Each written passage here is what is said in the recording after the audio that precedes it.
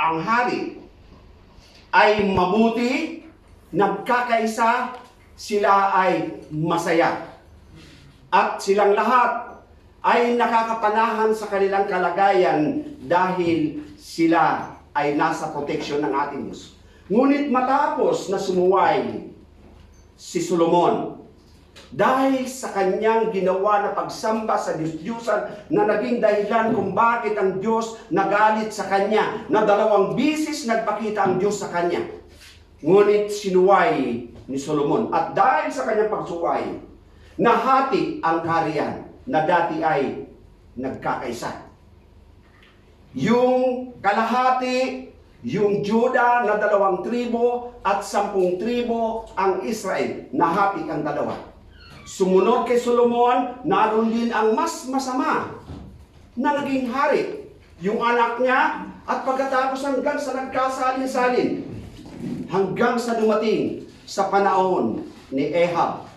Si Ahab, matapos na matay, humalili ang kanyang anak, gayon pa rin, masama pa rin. At dahil sa pagkakahati ng kaharian ito, sila ngayon ay prone sa atake ng nasa kapaligiran nila ng mga kaharian.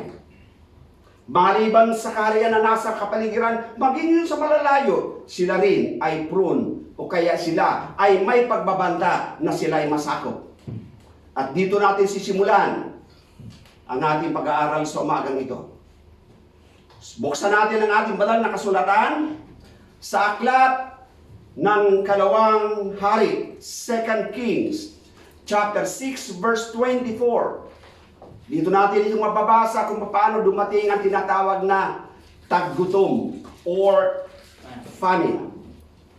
Famine na sa kasalukuyan, ito rin ang kinakaharap ng maraming tao, lalong-lalo na rin sa ating bansa.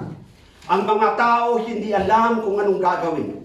Kahalintulan, it parallel nung nakalipas na panahon. Dahil saan? Sa kasalanan. At ito, babasahin natin simula sa verse 24. Sabi dito, and it happened after this, that Ben-Hadad, king of Syria, gathered all his army and went up and besieged Samaria.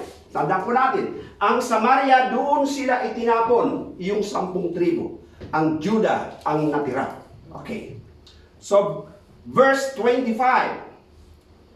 And there was a great famine in Samaria. And indeed, they besieged until a donkey's head was sold for 80 shekels of silver, and 1/4 of a cab of a dove, dumi ng kalapati, sabi dito, ay nagkakahalaga ng 5 shekels of silver. Verse 26. Then as the king of Israel was passing by on the wall, take note mga kapatid, a woman cried out to him, saying, help, my lord, O king. And he said, the king said, if the Lord does not help you, where can I find help for you? Sabi ng hari, from the threshing floor or from the winepress. Verse 28. Then the king said to her, what is troubling you? And she answered, this woman said to me, give your son that we may eat him today, and we will eat my son tomorrow. So we boiled my son and eat him. And I said to her, on the next day, give your son that we may eat him. But she has hidden her son. Ganong katindi ang nangyari sa bansang Israel. Na nung una silang bansang ito ay masagana dahil sila ay nagkakaisa. Hindi sila naghihikahos, bagkus masagana. Ngunit pagsapit na kapag pumasok ang isang uri ng kasalanan, dito, nagpapadala ang Diyos katulad ng famine o tagutom. Ang famine ay ginagamit ng Diyos para disiplinahin o parusahan ang isang tao o ang isang bansa para sila ay makilala nila at ma-realize sa kanilang sarili na dapat bumalik sila sa ating Diyos na buhay. So just imagine, yung anak ng isang babae niluto dahil wala na silang makain. Ganong katindi ang tagutom na nangyari sa kanila. At nung iyong pangalawang babae ang lulutuin na kinabukasan ayaw na ibigay, pinahalagaan ang kanyang anak. At hindi diyan natatapos ang ating pakikinig. Maliban dito sa babaeng ito na nagrereklamo sa hari dahil ayaw ibigay ang kanyang anak para maluto at meron silang mga pagsaluhan at makain. Maliban sa kanila, meron pa na mas higit na nahihirapan na dahil sa pananakop ng mga Syrian sa pangunguna ni Ben-Hadad. Pumunta tayo sa aklat ng Ikalawang Hari pa rin, chapter 7. Ito ang mas matindi sapagkat maliban sa sila ay excommunicated o kaya sila ay nawala sa loob ng syudad, nandoon sila sa labas sapagkat bawal sa kanila ang manirahan sa loob, kaya higit na mas mahirap at mahirap para sa kanila ang kanilang kalagayan. Verse 3. Now there was 4 leprous men at the entrance at the gate. And they said to one another, why are we sitting here until we die? If we say we will enter the city, the famine is in the city, and we shall die there. And if we sit here, we will die also. Dalawa. Kung papasok tayo sa syudad, mamamatay tayo. Kung mananatili naman tayo dito, mamamatay din tayo. Wala silang mapagpipilian. Sabi nung isa, now therefore, sabi dito, now therefore come, let us surrender. Take note the word surrender. The key word is about surrender. When there are famines, the best thing for the person or the people should do is to surrender themselves to the King of Kings because He's the source. Tingnan niyo ang ginawa. Sabi nung isa, gusto nila yung apat na ito. Let us surrender to the army of the Syrians. If they keep us alive, we shall live. And if they kill us, we shall only die. Mamamatay lang tayo para bagang common na lang sa kanila sapagkat ang expectation nila ay tiyak silang mamamatay dahil sa kanilang kalagayan. Alam na nila na mamamatay na sila. Kaya sabi nila, we shall die only. Mamamatay lang tayo para bagang baliwala sa kanila ang mamatay. Kaya sabi nung nila mga kasama, kailangan punta na tayo. Verse 5. Ngunit sa kanilang pagtataka nung sila ay naglalakad, and they rose at the twilight to go to the camp of the Syrians. And when they had come to the outskirts of the Syrian camp, to their surprise, no one was there. Bakit walang tao? Wala nang tao doon sa lugar na kung saan sila ang sumakop doon sa kanilang kinalalagyan. Narito po ang sagot.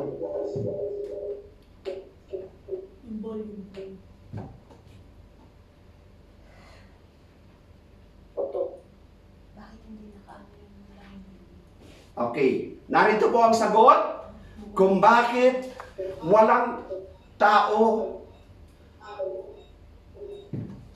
sa kampo ng mga Syrian. Verse 6. Ito po yung sagot.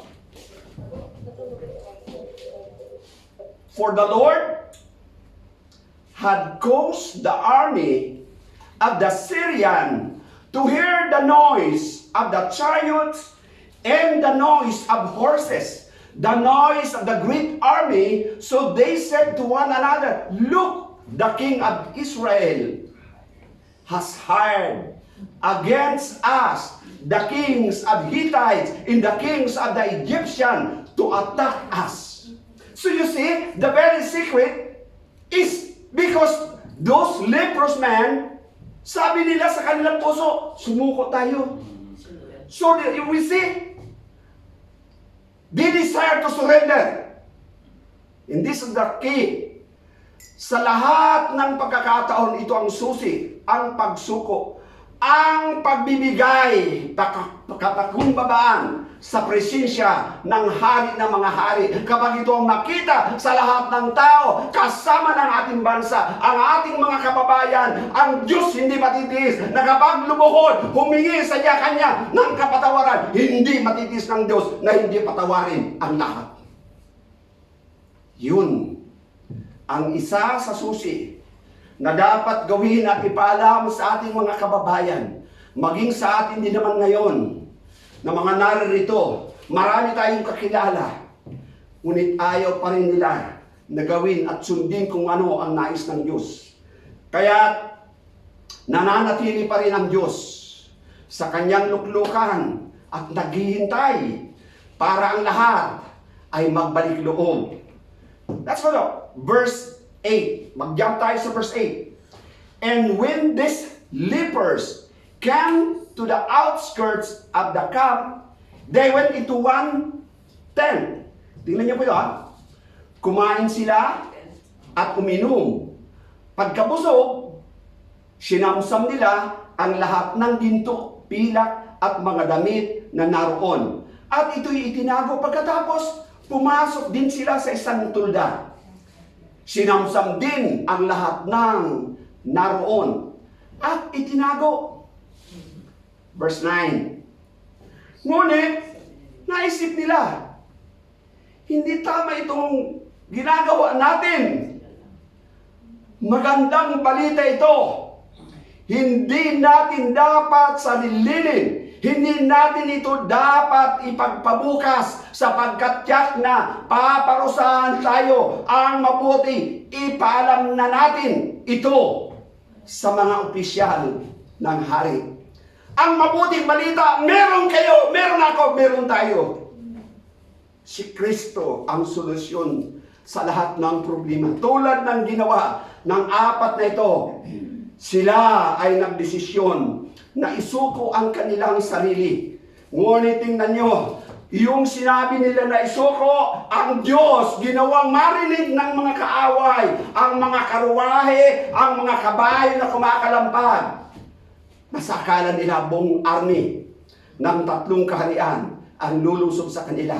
Hindi nila alam na ang Diyos ang gumawa. Magagawa ng Diyos dahil sa kanilang sinabi, let's surrender. If we will realize, and if our countrymen will realize to themselves, to think for themselves and surrender to our God, nothing will be impossible na hindi magawa ng Diyos, na kanyang muli panunumbalikin na ang lahat ng kasaganaan ng ating bansa. Pati dito, lahat ng mga kababayan natin. Hindi ba nakakabagbag damdamin? Sa atin na lamang dito, marami tayong mga kapatid na napauwi na o umuwi na. Mamaya, Sister Joy, uuwi rin mamaya. Mamaya gabi, uuwi Sister Joy. Nakakalungkot, hindi ba magkasama tayo ng pupuri sa Diyos bago dumating ang ganitong pagkakataon? Kung dumating, pinahintulutan ng Diyos. Sapagkat mayroong dahilan ng Diyos. Anong dahilan ng Diyos? May pinakamainam na dahilan ng Diyos. Verse 10. At lumakad nga sila. Sinong lumakad? Yung mga lumpo, yung mga may kitong. Yung mga kitong, lumakad nga sila. Pagdating sa pasukan ng lungsod, sinabi nila sa mga pantay, sumigaw, Isinigaw naman ito ng mga bantay hanggang sa ang balita'y makarating sa palasyo.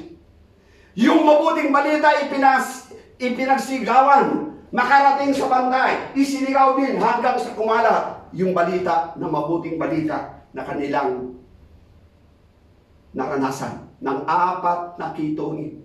Dahil sa 4 na kitungin, nailigtas ang kabuuang mga Israelita na 10 tribo na hindi sila namatay sa gutom. Sa halip sila ngayon ay kinuha nila lahat ng mga supply sa naroon. Sino? Dahil sa ginawa, lakas ng loob, dahil sa inisip ng 4 na ito, na mga kitungin na walang kakayahan, pero tayo na mayroong kakayahan.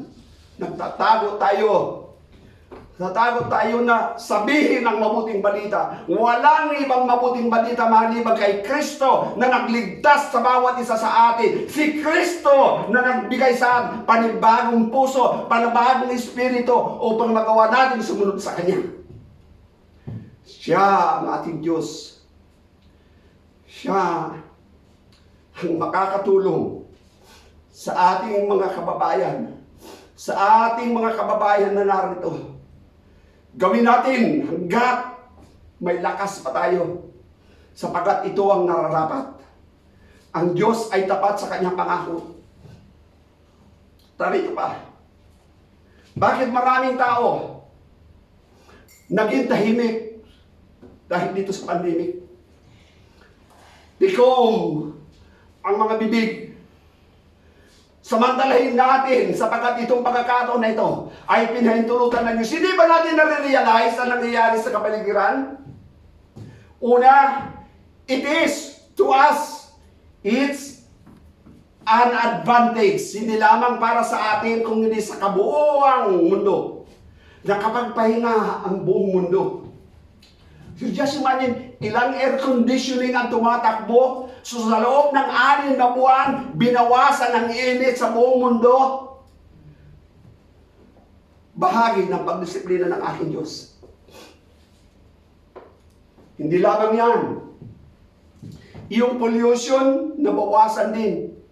6 months, nabibihira at kulang ang tumatakbo ng mga sasakyan sa kalsada. Nabawasan ang usok. Lalo na sa atin, nabawasan ang usok. Ito pa rin, ay bahagi pa rin. Pagdisiplina ng ating Panginoon. Noon, ngayon, ay may paghalin tulad. Ihinambing sa nangyari nung nakalipas na panahon sa panahon ng mga Israelita na nahati ang nagkakaisa na kaharian dahil sa kasalanan. Ito pa rin ang nangyayari sa ngayon.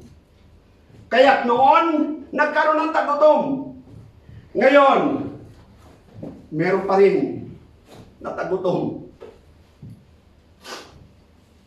Sa ating bansa, maraming nagugutom. Kung ilalagay sa puso ng bawat isa sa atin ang ganung uri na pandama, mararamdaman natin kung gaano ang pangailangan nila na maraming kababayan tayo na wala na silang makain. Dahil sa famine na ito, tagutom.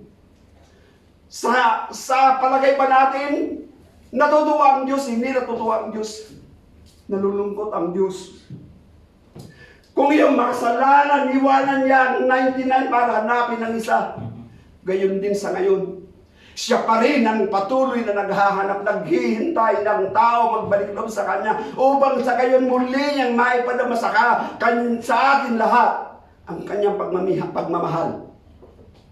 Kaya't yung noon na naranasan ng bansang Israel ang karoon ng tagutom, gayon pa rin naman ngayon ang nangyayari sa atin. Ngayon, marami pa rin ang nagugutom dahil sa walang trabaho, wala silang pambili na makakain.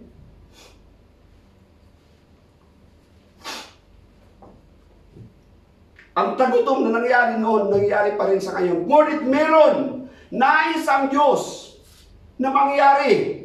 Sapagkat ang nangyari noon at nangyayari ngayon, may kinalaman sa isang dahilan. Anong dahilan? Kasalanan. Yan ang pinaka-root cause kung bakit nangyayari ito.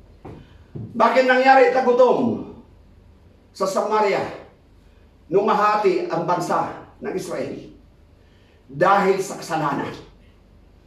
At dahil sa kasalanan, kaya sila pinadalahan ng Diyos ng tagutom na kind of famine na lahat sila ay nakaranas ng ganong uri na tagutom. Gayon din naman sa panahon natin ngayon. Ngunit, sapat. Bakit sinabi na itong nangyayari sa ngayon may kaugnayan? O kaya naman, may pahihalin tulad natin na nangyayari ng kasalanan. Gayon pa rin naman ngayon. Kasalanan pa rin ang nagiging dahilan. Ngunit, may pasubali. Kung ang sinasabi sa aklat ng Roma ni Pablo, pagkat ang lahat ay nagkasala at wala ni isa man nakasunod sa pamantayan ng Diyos. But it's not finished for that. There is a probation. Probation has been declared. Nagsabi sa probation ng ating Panginoon. The wages of sins is death. But the gift of God is eternal life through Christ. See, this is the good news. Kapag sinabi natin sa mga kababayan natin, lalong-lalo na doon sa hindi nila makita ang katotohanan ng sinasabi sa banal na kasulatan, kung wala pa silang naririnig, kailangan na yan because ang mabuting balita, tayo ang may dala. Sabihin natin katulad ng mga kitungin, tayo mga malakas. Wala tayong karamdaman. Higit na malakas tayo kaysa mga kitungin. Pero hindi nila inalintanan ang kanilang kalagayan. Wala silang itinahilan. Sa halip, kailangan nilang ipamalita ang kanilang naranasan na hindi nila dapat kimkimin sa kanilang sarili. Ang kaligtasan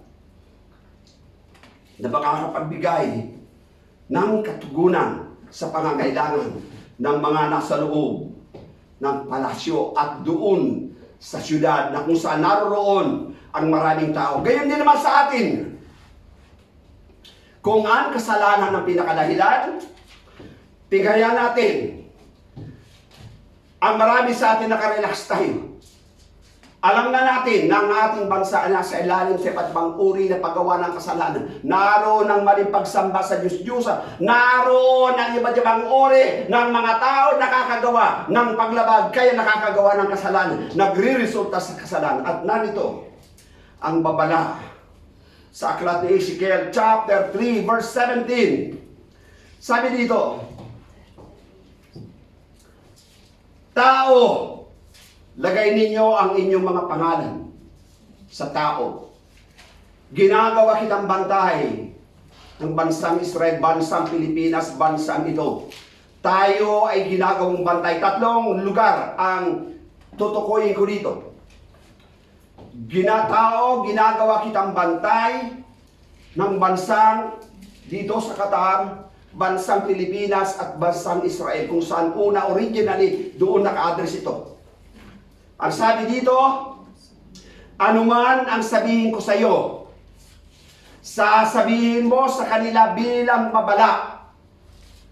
18. Kapag sinabi kong tiyak na mamamatay ang mga taong masasama at hindi mo sila binigyan ng babala upang sila'y makapagsisi, ang mga taong ang iyon ay mamamatay dahil sa kanilang kasalanan. Ngunit, may pasubali. Take note, mga kapatid. Sabi dito, ngunit, teka. Praise God. Sabi ng ating Panginoon, ngunit, ulitin ko po, kapag sinabi kong mamamatay ang isang tao o ang mga tao na gumagawa ng masama at hindi mo sinabi sa kanila, mamamatay nga sila. Ngunit, iyan ang may pasubali. Ngunit, ikaw ay mananagot. Bakit? Dahil hindi natin sinabi ang katotohanan ng isang tao kapag nanatili siya na gumagawa sa kanyang kasalanan, tiyak na mamamatay siya. Kapag hindi natin pinagsabihan, tayo ay may pananagutan sa Diyos, sapagkat binigyan tayo na itong mabuting balita para mga tao ay makapagsisi, makapagbalik loob sa Diyos, at hindi natin in-inform ang tao yon. Tulad na sinasabi, ang nakakaalam ng mabuting gawin at hindi ginawa, siya ay nagkakasala. Therefore, my brothers and sisters na nasa inyo yung tahanan, tayo ay may pananagutan kapag hindi natin nasabi. Verse 19. Narito sa verse 19. Subalit, yun. Another pa subalit kapag binigyan mo sila ng babala at hindi sila nagsisi sa kanilang kasamaan, mamamatay nga sila dahil sa kanilang mga kasalanan. Ngunit hindi mo yun pananagutan. Hindi natin pananagutan. Kapag nasabi na natin sa ating mga kababayan o sa lahat ng tao na gumagawa ng kasamaan o ng kasalanan, na i-enjoy nila, akala nila, ang buhay nila hanggang dito lang, dapat natin tatandaan, tayo tinawag na meron tayong dala, kaligtasan. Ang kaligtasan na libre natin tinanggap mula kay Kristo, kailangan din natin sabihin sa kanila nang sa gayon sila rin ay makasama natin at mailigtas din sila ng ating kahabagan din sila ng ating Diyos. Tulad natin, tayo kinahabagan. Kaya sa umagang ito, bawat isa sa atin ay nasa presensya ng ating Diyos. Tinuturuan tayo para magawa natin ang nararapat nating gawin. Kaya mga kapatid na kay Kristo na nakikinig sa umagang ito, tandaan natin mabuti, tayo ay ginawang bantay. It's a warning. Ang bantay, laging nakatingin at ready lagi. Hindi natutulog. Ibig sabihin, nang hindi natutulog, hindi naman sa hindi ka natulog sa gabi. Ibig sabihin, lagi kang handa. Kapag sinabi sa iyo ng Diyos, pagsabihan mo ang taong yan sapagkat siya ay manatiyak na mamamatay at hindi mo sinabi, may pananagutan tayo sa ating Panginoon. Kahit pa sino yan, kapag sinabi sa iyo ng Diyos, sabihin mo. Tulad si David. Naalala niyo si David? Nung magkasala siya, anong kasalanan nagawa ni David? Si Bathsheba. Okay? Tapos dalawa. Kinuha niya si Bathsheba, pagkatapos ipinapatay pa niya yung kanyang asawa. So dalawa. So inutusan ng Diyos si Nathan para sabihin kay David ang kanyang nagawang kasalanan. Si David, na may puso na kalintulan ng Diyos, nung sinabi ni Nathan sa kanya, immediately, I have sinned, Lord. He surrendered himself. Kanyang inamin ang nagawang pagkakasala. Yun ang kailangan ng ating Diyos. Aminin ang pagkakasala. At tulad ng pangako, if we confess our sin, He's faithful and just, and He will forgive us from all our unrighteousness. Ganon ang pangako ng Diyos. Tiyak na mga panumbalik ang sino man kapag nagsisi at nagdesisyon sa kanyang sarili na dapat isuko ang kanyang sarili sa presensya ng ating Diyos. Tiyak na matatanggap niya ang ipinangako ng ating Diyos na kaligtasan. Hindi pa po tayo tapos. Meron pa. Narito pa. Meron pang isang famine na ipapadala ang Diyos. At itong matindi. Kaya kapag narinig ninyo ang sinabing ito, bago itong babasahin ko, kailangan na tayong gumawa ng aksyon. Bakit? Sapagkat ito'y mahalaga. Mahalaga, paulit-ulit na sinasabi, the repetition of the word, we need to pay attention to that word because it's very important. Otherwise, many people will die kapag hindi sila nakapagsisi sa kanilang kasalanan. Amos. Sa aklat ng Amos, chapter 8, verse 11 up to 13. Sabi dito, behold, the days are coming, says the Lord God, that I will send a famine. See, I will send a famine on the land. Okay? Land where? It could be this land, our land, even the promised land. Sapagkat ang nagsasabi at nagsasalita ng ating Diyos. Sabi dito, not a famine, a bread. hindi tagutom ng pagkain. Sabi ng salita ng Diyos, mauuhaw sila, ngunit di sa tubig. Ang kauhawan nila ay ang aking mga salita. Therefore, bawat nakikinig sa umagang ito, ano pang inaantay ninyo? Meron kayong salita. Sabihin ninyo, dahil darating ang panahon na ang ipapadala ng Diyos ay ang tinatawag na tagutom, hindi sa pagkain, hindi sa inumin, kung hindi sa salita ng ating Diyos. Habang ang tao ngayon masyadong abala sa kanilang sarili, habang ang tao sa ngayon masyadong abala sa pag-iisip ano ang dapat gawin nila, kung paano nila susolusyonan ang kinakarap na pandemya sa ngayon. Naritong sinasabi, meron pa palang darating na tinatawag na famine. Hindi famine ng tagutom ng pagkain katulad ng nangyari sa Samaria, na yung anak kinatay, ginawang karni, kinain nila. So ito, ang darating na famine ay patungkol sa pagkagutom, pagkauhaw sa salita ng Diyos. Bakit? Ang sabi dito, verse 12, mula sa ilaga papuntang timog at mula sa silangan pakanluran, hahanapin nila ang salita ni Yahweh. Subalit di nila masusumpungan. See, maghahanap na, maraming tao maghahanap. Pero late na. Kaya habang may pagkakataon, habang malalakas pa tayo, habang inaantay natin ang pagbabalik ng Panginoon, gamitin natin ang bawat pagkakataon. Nasabihin natin sa kanila, hawak natin ang mabuting balita na siya makakapagligtas sa kanilang kaluluwa. Sabihin natin muna sa ating mga mahal sa buhay. Kasama ba natin ang ating mga mahal sa buhay? Ini-insist pa rin ba nila ang kanilang sarili ang dapat na masunod? No, ang dapat na masunod ang Diyos. Hindi bali magalit sa iyo o sa atin o sa inyo ang inyong mga magulang.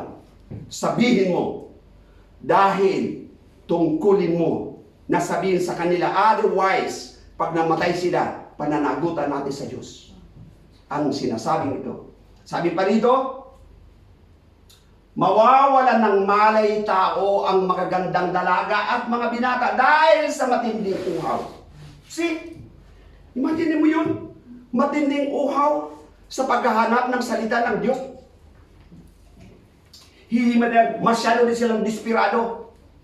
Mabuti pa yung kitungin na apat, hindi sila desperado. Nagdesisyon nila kanila sa sumuko tayo. Gayon din naman tayo. Kapag sa tingin natin sa ating sarili, hindi pa lubos ang ating pagsuko, ito na yung panahon na narinig natin kung anong sinasabi ng Diyos. Gawin natin ito. Kung iyong babae na sumigaw, I will conclude in this point. Kung iyong matandang babae na sumigaw sa hari, ang sigaw ng matandang babae, uulitin ko pong basahin. Sabi dito, sabi yan, ito, malakas ang kanyang sigaw. As the king of Israel was passing by on the wall, a woman cried out to him, saying, "Help, my Lord, O King." Ang response ng hari, kung tutulungan tayo ni Yahweh, tulungan. Pero siya rin ay walang magawa. But there is a King of Kings. Kung ating susundan, mayroong hari na mga hari na nung sumigaw si Bartimeus, sabi niya, "Jesus, anak ni David." The word na nagpalingon sa Panginoon. Tumigil ang Panginoon. Nung marinig niya ang isang kaluluwa sa pagkatao ni Bartimeus na siya'y naging bulag, hindi kagustuhan. Sumigaw siya, narinig niya na yung mga alagad ng Panginoon, kasama ang ating Panginoon, sumigaw siya ng malakas, na malakas. Ang sabi sa banal na kasulatan, sumigaw ng malakas na malakas. Si Bartimeus, at narito ang kanyang sinabi, verse 7:47, chapter 10 ng Mark. Nang marinig ng bulag ng nagdaraan ay si Jesus na taga Nazaret, sumigaw siya ng sumigaw. See? Persistent shouting. Persistent crying. A kind of earnestness ni Bartimaeus na kailangan niya. Sabi niya, Jesus, an acknowledgement. Pagkilala kung sino si Jesus. Sabi niya, Jesus, anak ni David, mahabag po kayo sa akin. You see the word? It's about the mercy. Be merciful to me, O Lord. Doon naantig ang damdamin ng ating Panginoon. Tumigil siya sa kanyang paglalakad. Bagamat sinaway na sumigaw si Bartimaeus. Sabi ng mga alagad ng ating Panginoon, tumigil ka. Pero sa halip na tumigil, ang pagsigaw, dahil pinagsabihan siya ng mga tao naroon upang tumahimik, ngunit lalo pa siyang nagsisigaw, anak ni David, mahabag po kayo sa akin. The revelation of the word that touched the heart of our Lord. Ito ang nagiging dahilan. Tumigil ang ating Panginoon. At pinatawag si Bartimaeus. Nung tumawag, sabi niya, dalhin ninyo siya rito. At tinawag na nila ang bulag. The Lord, pinalakas ang loob. Sabi ng Panginoon, lakasan mo ang iyong loob. Tumayo ka. Ipinatatawag ka ni Jesus, sabi nung alagad. Verse 50, inihagis niya sa katuwaan, inihagis niya ang kanyang balabal. At paluksong tumayo at lumapit kay Jesus. Look at the way he acts. Tigpagmasdan mo ang ginawa niya ni Bartimaeus. Sa sobrang kagalakan, tinanggal niya ang kanyang balabal at patalon siyang lumapit sa Panginoon.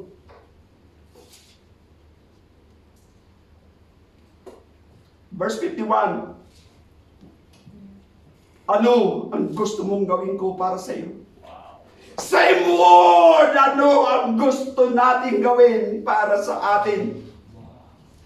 Same word. Sabihin ninyo. Sabihin natin.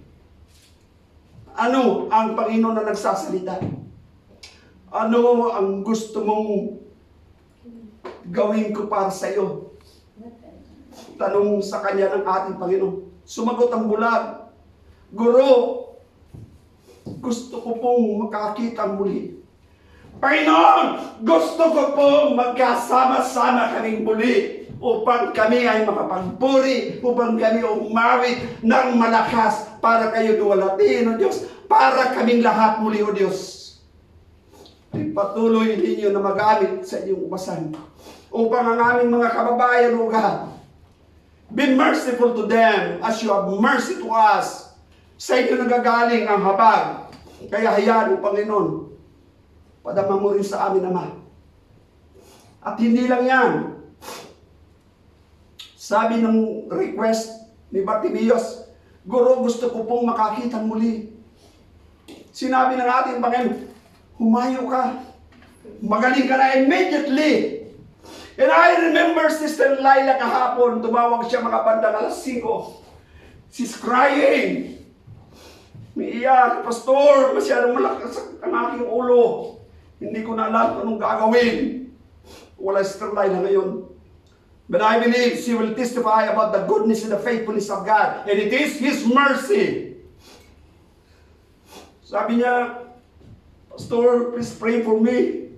Then immediately before doubts enter into my mind, I command the headache that disturbing her, that in the name of Jesus, that the power of His name never change. I rebuke the pain.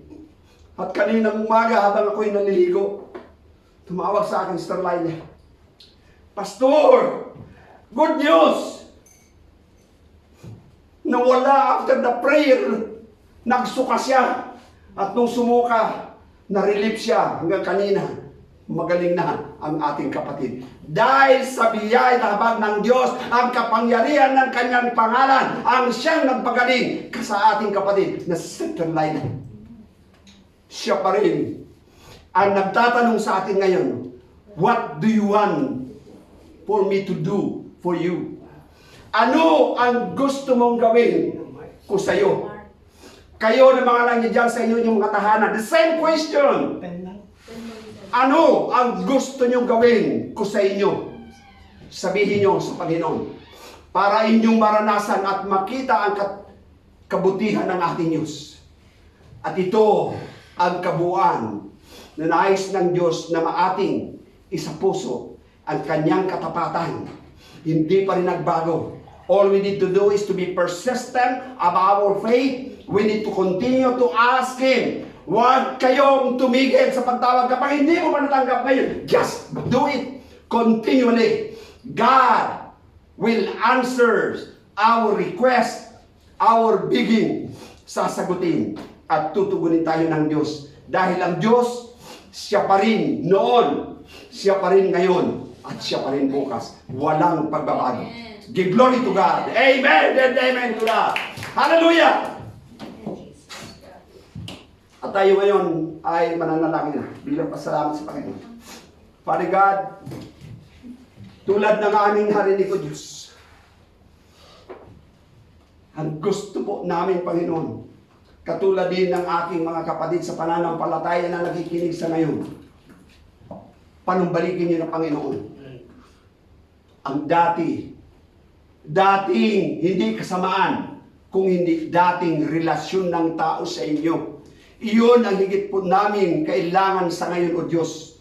Turuan at tulungan niyo po kami, Ama, na abutin at sabihin ang aming mga mahal sa buhay, ang aming mga kaibigan, ang aming mga kasama sa trabaho, na sabihin sa kanila na meron kaming magandang balita para sa pangkalahatan. Ay sila rin ay makasama sa kaligtasan na ipinangako ninyo, Panginoon. Salamat, O Diyos, sa umagang ito.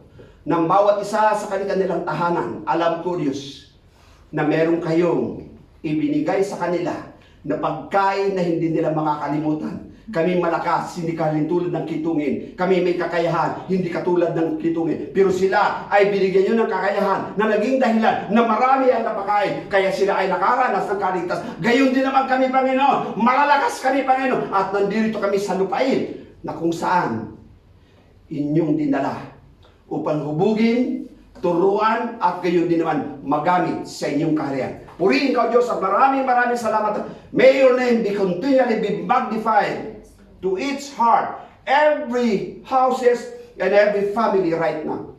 In Jesus' name. God bless you all. Amen and amen.